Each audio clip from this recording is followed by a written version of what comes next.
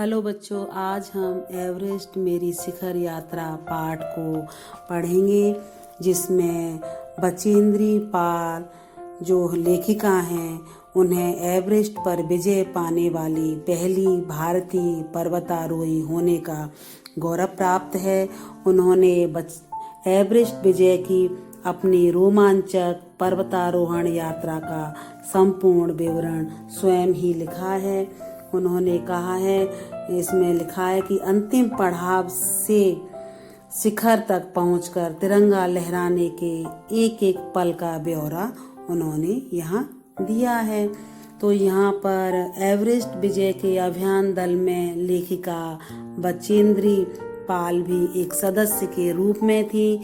वह उस अभियान दल के साथ 7 मार्च 1984 को दिल्ली से काठमांडू के लिए हवाई जहाज से रवाना हुई।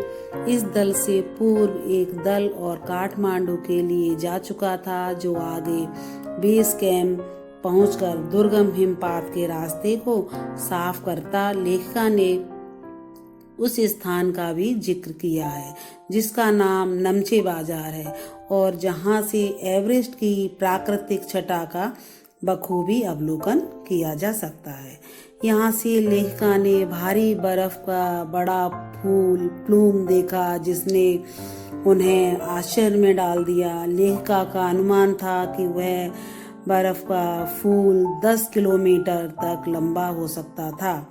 इस अभियान दल के सदस्य 26 मार्च को पेरिच नामक स्थान पर पहुंचे, जहां से काफिलों और आरोहियों के दल पर प्राकृतिक आपदा मंडराने लगती है। यह एक संयोग था कि 26 मार्च को अग्रिम दल में शामिल प्रेमचंद पेरिस लौट आए थे।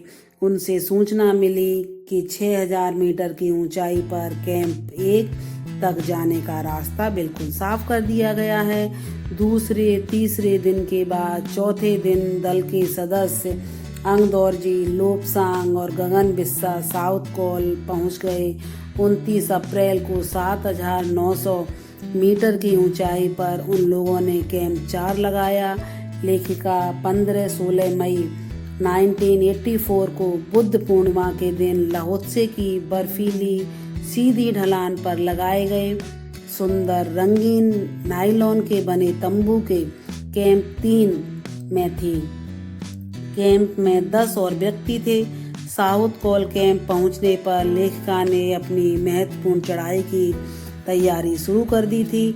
सारी तैयारियां होती रहीं, अभियान चलता रहा, पर्वतारोही दल आगे बढ़ता रहा और अंत तो गत्वा 23 मई 1984 को दोपहर के 1:07 पर लेखिका एवरेस्ट की चोटी पर पहुंच गई। एवरेस्ट की चोटी पर इतनी जगह नहीं थी कि 2 व्यक्ति साथ साथ खड़े हो सकें। चारों तरफ हजारों मीटर लंबी सीधी ढलान को देखते हुए कमरे हमारे सामने प्रश्न सुरक्षा का था। हमने पहले बर्फ के फावड़े से बर्फ की खुदाई कर अपने आप को सुरक्षित रूप में स्थिर किया। इसके बाद मैं अपने घुटनों के बल बैठी बर्फ पर अपने माथे को लगाकर मैंने सागर माथे के ताज का चुम्बन लिया।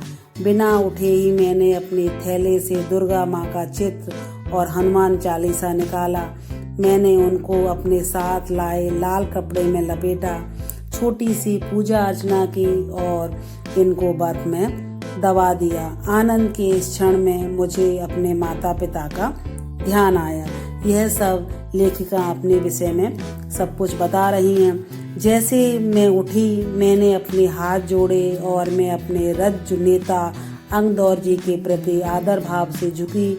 अंगदौरजी, जिन्होंने मुझे प्रोत्साहित किया और मुझे लक्ष्य तक पहुंचाया।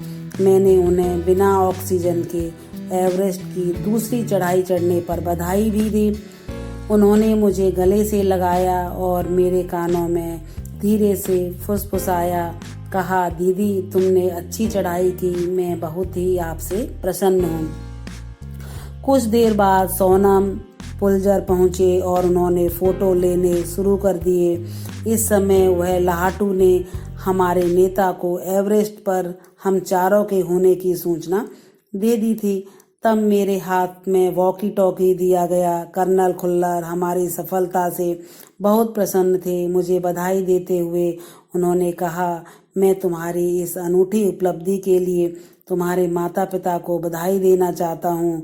वे बोले कि देश को तुम पर गर्व है और अब तुम ऐसे संसार में वापस जाओगी जो तुम्हारे अपने पीछे छोड़े हुए संसार से एकदम भिन्न होगा।